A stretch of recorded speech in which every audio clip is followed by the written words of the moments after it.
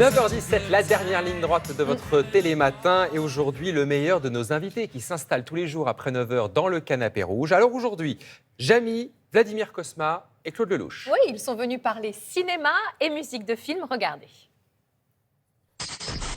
Sa seule présence sur notre plateau et c'est la garantie qu'on se couchera moins bête ce soir. Bonjour Jamy. Bonjour, Jamy. Bonjour Damien, bonjour Aya. Pourquoi les films sortent-ils le mercredi ? Ah, ouais.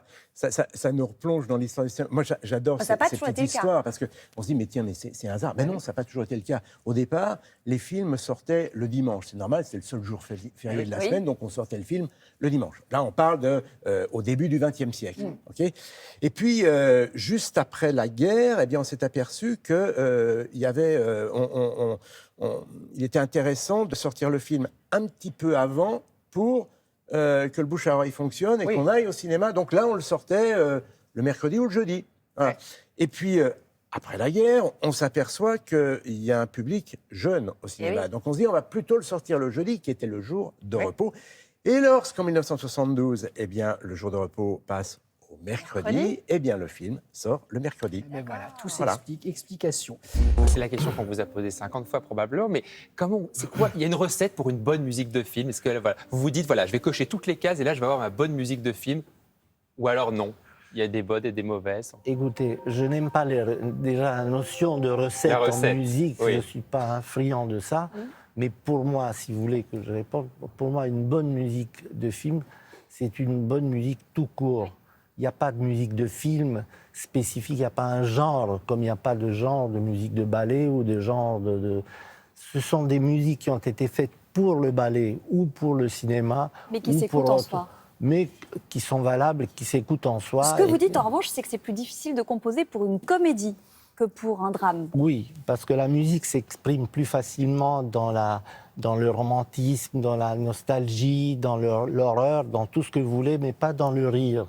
Vous n'avez pas dans le catalogue musical mondial, vous avez très très peu de musiques qui font rire ou même sourire. Faire une musique de comédie, c'est quelque chose de très très difficile. Et personnellement, j'ai fait beaucoup de musique de comédie, mais je n'ai jamais fait de... Est-ce que c'est une musique qui est plus rapide dans la comédie que dans le drame ? Est-ce qu'elle est plus rythmée, plus rapide peut-être ? Écoutez, pas forcément. Elle peut être, effectivement, le rythme de la musique peut amener une certaine forme de gaieté, etc.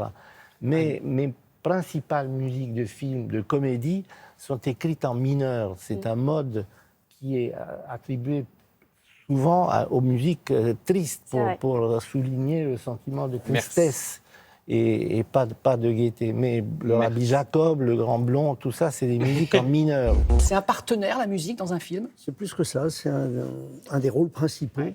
Je veux dire que j'engage la musique comme j'engage les comédiens d'un film et j'enregistre la musique de mes films avant le film parce que je sais qu'elle va être un élément important sur le tournage et qu'elle va elle-même diriger les comédiens. Francis Lay, qui nous a quittés en 2018, Claude. Quel partenaire, 35 films, il a composé les musiques de 35 de vos 50 films. Vous définiriez comment la relation qui vous unissait à Francis Lay ? C'était un ange. C'était quelqu'un... Il y avait du divin chez Francis Lay et il faisait que de la musique. Je veux dire qu'il ne parlait pas d'autre chose. Il a consacré sa vie, ses nuits, ses jours, surtout ses nuits, à la musique, voilà. Et donc, c'est drôle, j'allais le voir. Il était la première personne à qui je racontais mes histoires. Voilà l'histoire de votre film. Vous disiez, voilà, j'ai fait un film sur ça. Je raconte un homme et une femme. Il est la première personne au monde à qui j'ai raconté un homme et une femme. Et je lui ai dit, écoute, maintenant, essaie de me raconter la même histoire avec des notes de musique, voilà. Et donc, quelques jours plus tard, il m'a convoqué et il m'a fait écouter effectivement ses premiers thèmes. Et puis, on a découvert ensemble le thème d'un homme et une femme qui a fait le tour du monde. Ça, c'est sûr. Voilà, et je savais absolument que ce film avait besoin d'un thème qui rentrait très, très vite dans l'oreille des gens, comme ça. Et il fallait absolument que ce film appartienne à tout le monde. Il fallait que ce soit le film de tout le monde, que ce soit l'histoire de tout le monde. C'était l'histoire d'un homme et d'une femme, et non pas d'un acteur et d'une actrice. Ça change beaucoup de choses.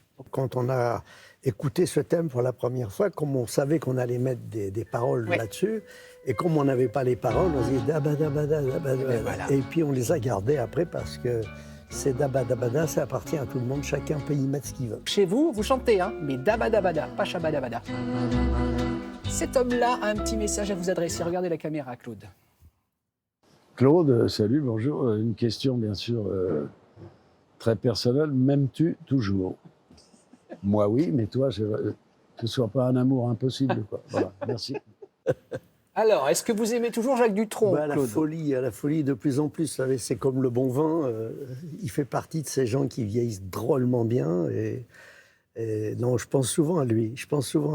Et Vous savez qu'il regarde Télématin, hein, c'est un grand fan de Télématin, Ben on le oui, remercie. je crois qu'il est très matinal. Ouais. On est des fous de Télématin.